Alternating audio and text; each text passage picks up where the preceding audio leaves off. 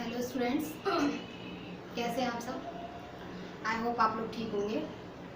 तो जैसा कि हम लोग साइकोलॉजी को कवर कर रहे थे, साइकोलॉजी में हम एक न्यू टॉपिक जो हमारा है, न्यू टॉपिक क्या, ये बहुत पहले हम लोग को पढ़ना चाहिए था। जो हमने कुछ छोटे छोटे टॉपिक्स क्लियर किए हैं, उसके पहले हम लोग को ये अधिगम के नियम, जो लर्निंग कैसे कैसे हुई है और लर्निंग के क्या कुछ नियम है जिसके कारण हम लोग सीख पा रहे हैं, और जो जो नियम हमारे सीखने में अप्लाई होते हैं वो हमारे लर्निंग के नियम हैं। तो बेसिकली सबसे पहले जो थॉर्नडाइक है लर्निंग के नियम में, थॉर्नडाइक को सबसे पहले यानी पहला स्थान थॉर्नडाइक का है। बेसिकली जो थॉर्नडाइक, जिनका पूरा नाम है एडवर्ड ली थॉर्नडाइक, और एडवर्ड ली थॉर्नडाइक जिनका जन्म कब हुआ था, इनका जन्म 31 अगस्त 1874, यानी हम कह सकते हैं 31 अगस्त 1874 में इनका जन्म हुआ था। और बेसिकली ये कहाँ के थे, ये जो थे अमेरिका के मनोवैज्ञानिक थे, हम कह सकते हैं ये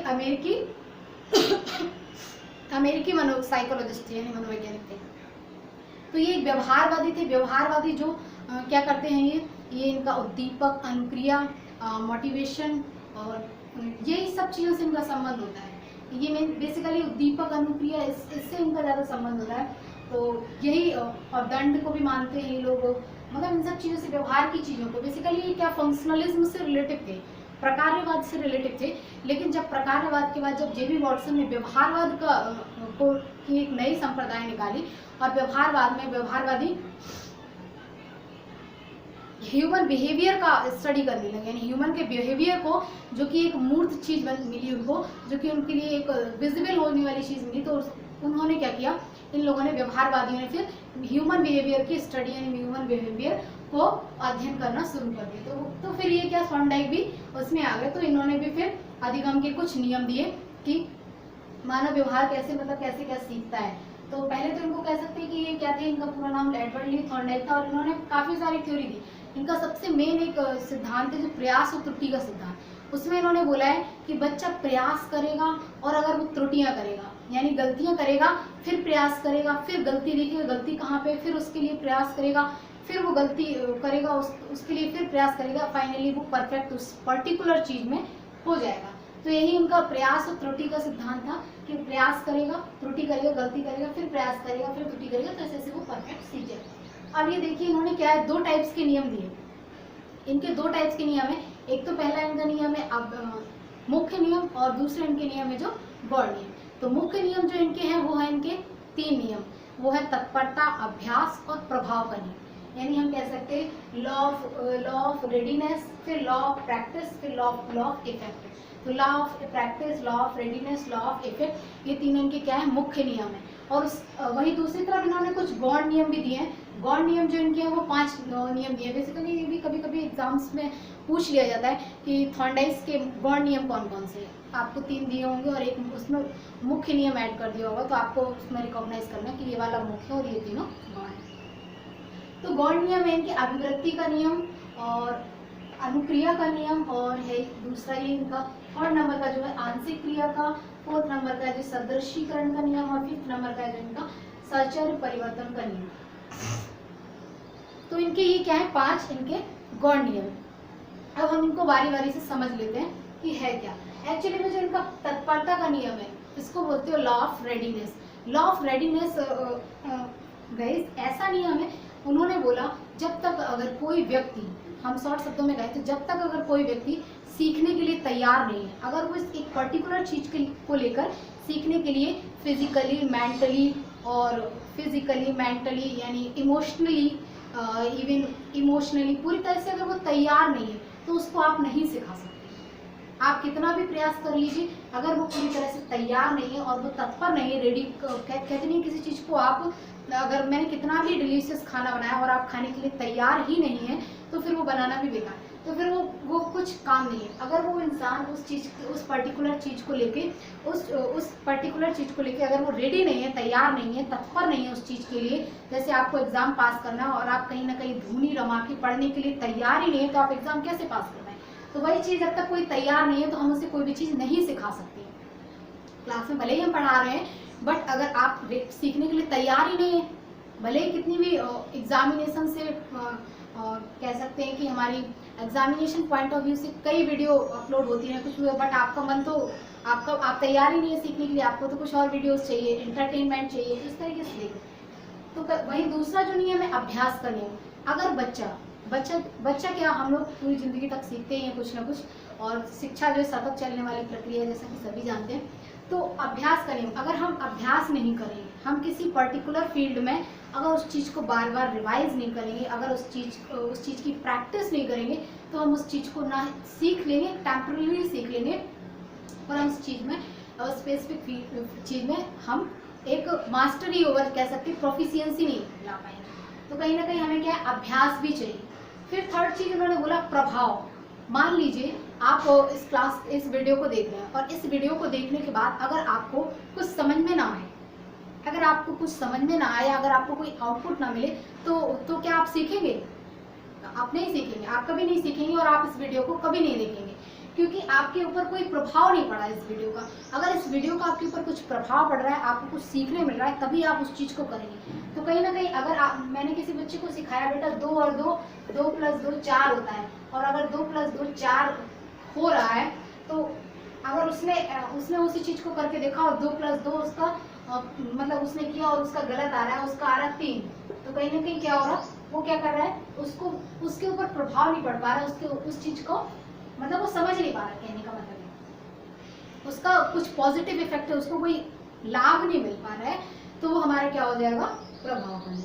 वही कुछ इन्होंने गौण नियम दिए जो मैंने बताया 5 है। एक तो इनका है अभिवृत्ति का नियम या मनोवृत्ति। अभिवृत्ति और मनोवृत्ति, ये हमारी इस अभिवृत्ति और मनोवृत्ति वर्ड का मतलब है जैसी हमारी मन की वृत्तियाँ यानी संवेग, जैसी हमारे मन की सोच बना लें, हम वैसा ही करते हैं। बेसिकली जो हमारा ये नियम है, इस नियम के अंतर्गत हम कह सकते हैं, उन्होंने ये बोला है कि जो मनोवृत्ति, अगर आप किसी चीज़ को लेके अपने मन में जैसी सोच बना लेंगे, जैसा आप उस पर्टिकुलर चीज़ को लेके अपने मन में विचारों का ऑर्गेनाइजेशन कर लेंगे, उस पर्टिकुलर चीज़ को लेके आप अपने वैसी सोच बना लेंगे, और उस पर्टिकुलर चीज़ के लिए आप वैसा प्रयास करेंगे, वैसा ही सब कुछ करेंगे, तो उसका रिजल्ट भी वैसे ही आएगा।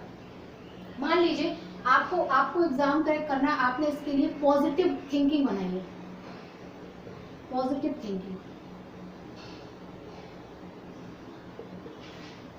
थिंकिंग बनाई है। आपने क्या सोचा है, आपने एक पॉजिटिव थिंकिंग बनाई है कि आप एग्जाम पास हो ही जाएंगे, तो आप हो भी जाएंगे।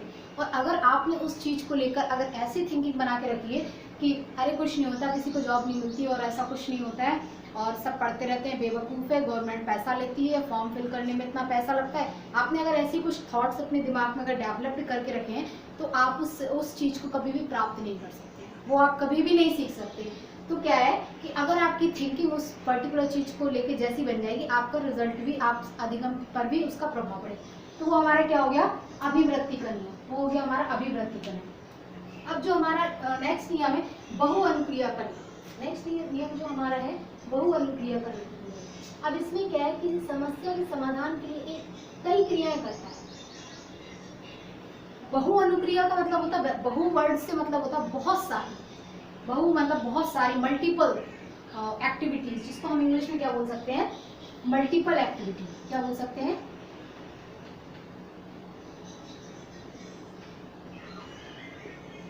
Multiple activity.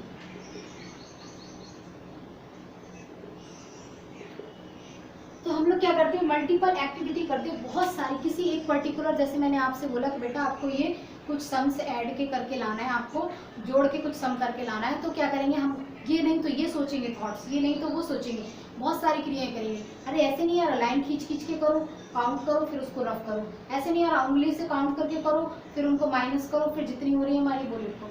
फिर हम किसी ऑब्जेक्ट की हेल्प लेते हैं कि अरे हमने 10 पेन रख दिए, इनको काउंट करो, उनमें से 5 मैंने हटा दिए तो 5 बचे।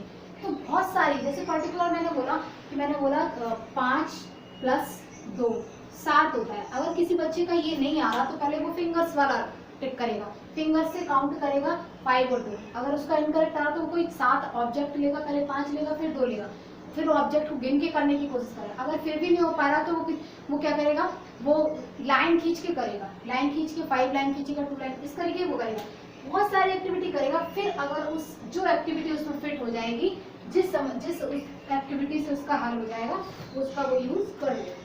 मान लीजिए जिससे समस्या का हल हो जाए वही प्रक्रिया मुख्य और वही प्रक्रिया उसके लिए क्या हो गई, वही प्रक्रिया उसके लिए मेन हो गई। तो यूँ हम कह सकते हैं कि ये क्या हो गया हमारा बहु अनुक्रिया का नियम हो गया, यानी बहुत सारी क्रियाएं करता है। ठीक है, अब जो नेक्स्ट जो हमारा नियम है वो आंशिक क्रिया का नियम। आंशिक क्रिया का नियम क्या है, इस नियम में होता है किसी भी समस्या को छोटे छोटे टुकड़ों पहले तो बांट लेता है। पहले क्या करता है, आंशिक क्रिया, आंशिक मतलब है मान लीजिए एक हमारा पूरा एक ये सम है, इसके हम टुकड़े कर लेंगे। उस चीज को पहले हमने क्या किया, टुकड़ों में बांट के फिर उसको सॉल्व करने की कोशिश की।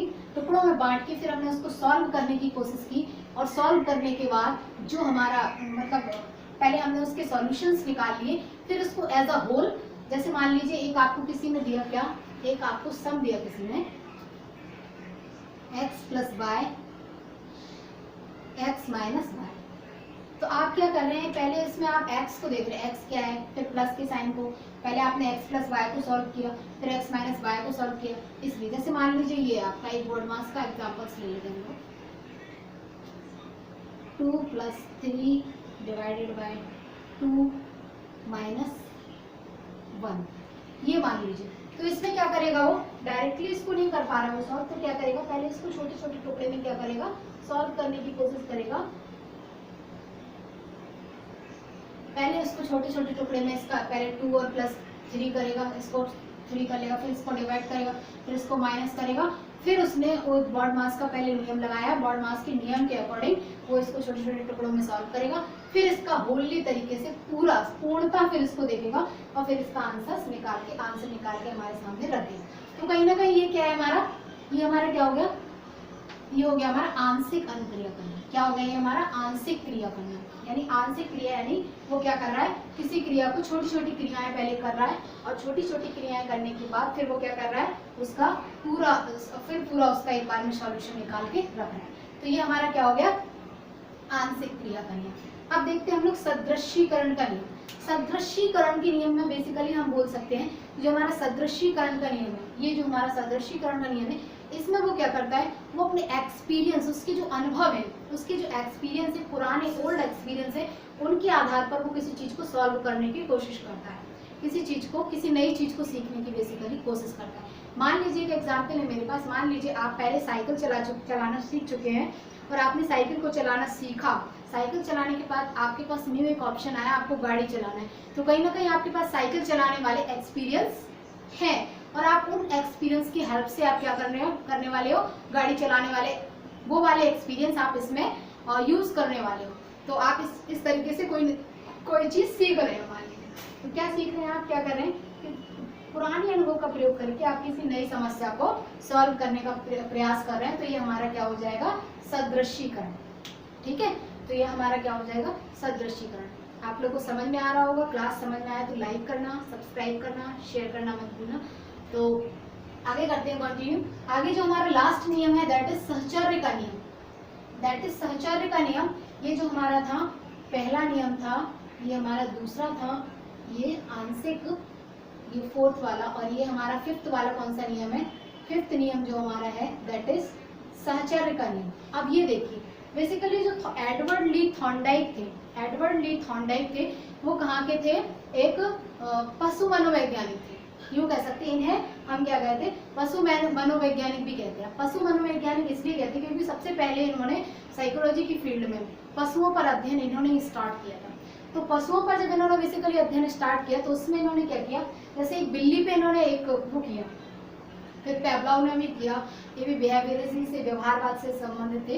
कभी कभी ये भी पूछ लिया जाता है कि कुछ 4 साइकोलॉजिस्ट के नाम आपको दे दिए जाएंगे और आपसे पूछा जाएगा कि इनमें से बताइए ये मनोवैज्ञानिक किस संप्रदाय से संबंधित है।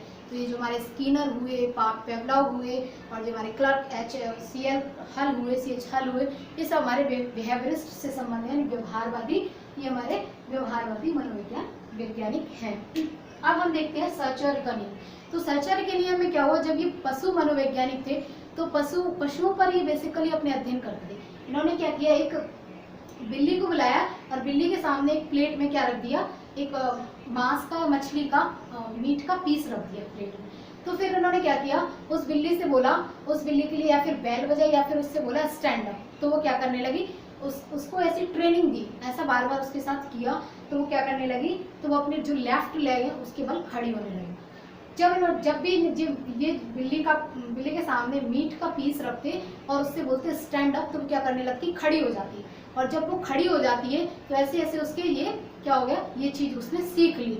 अब कभी ये मांस का पीस नहीं भी रखते, यानी ये कभी मीट नहीं भी रखते और उससे ये बोलते कि स्टैंड अप, तो वो क्या करती है, खड़ी हो जाती है।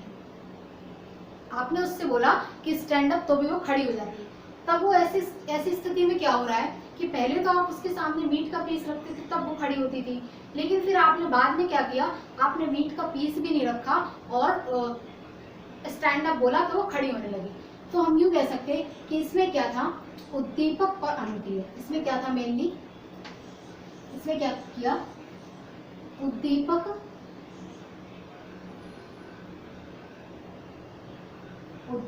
और अनुक्रिया।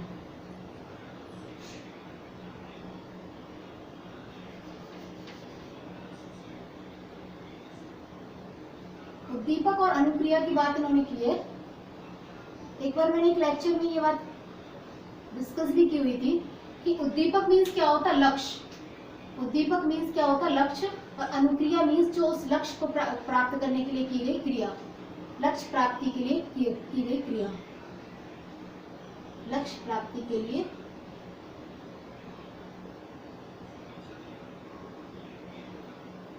की क्रिया। तो उद्दीपक क्या था, उसका स्टार्टिंग में जो उद्दीपक था, पहला उसका फर्स्ट उद्दीपक जो था वो क्या था, मीट। फर्स्ट उद्दीपक जो था उसका मीट को अचीव करना, इसलिए जब वो मीट की प्लेट रखते थे और उससे स्टैंड अप बोलते थे तो वो लेफ्ट लेग पे खड़ी हो जाती थी। फिर उसको ट्रेनिंग मिली, धीरे धीरे उन्होंने क्या किया, उसको ट्रेन किया। फिर उसने क्या क्या क्रिया की, उसने खड़ी हो गई,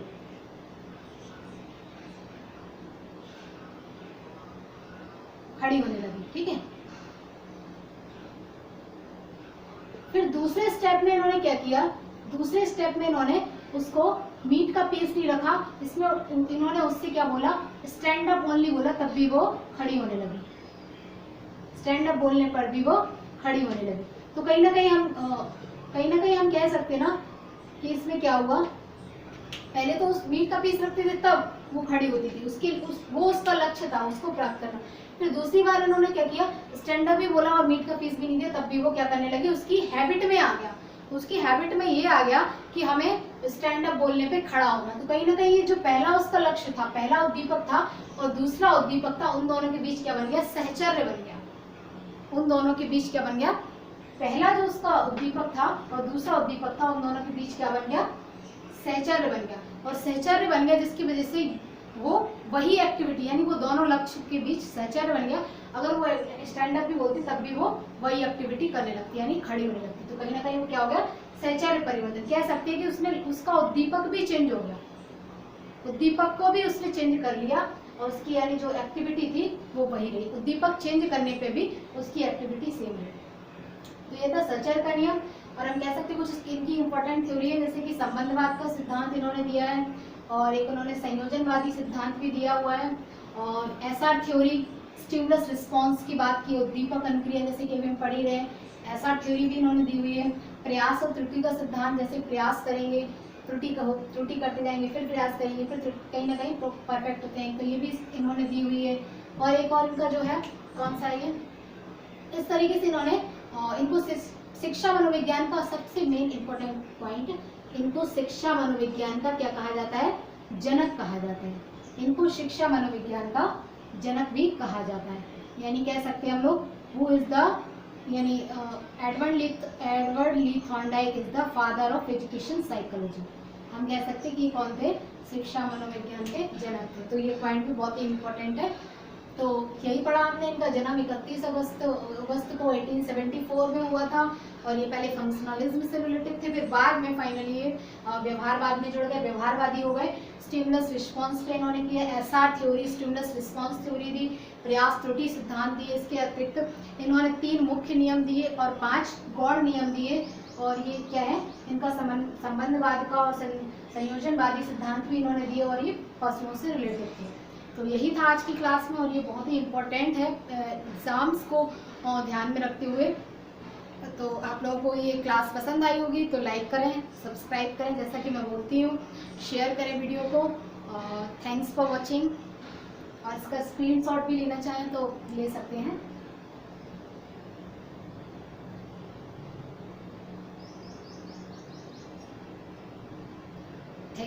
Thanks for watching again, and bye bye, take care.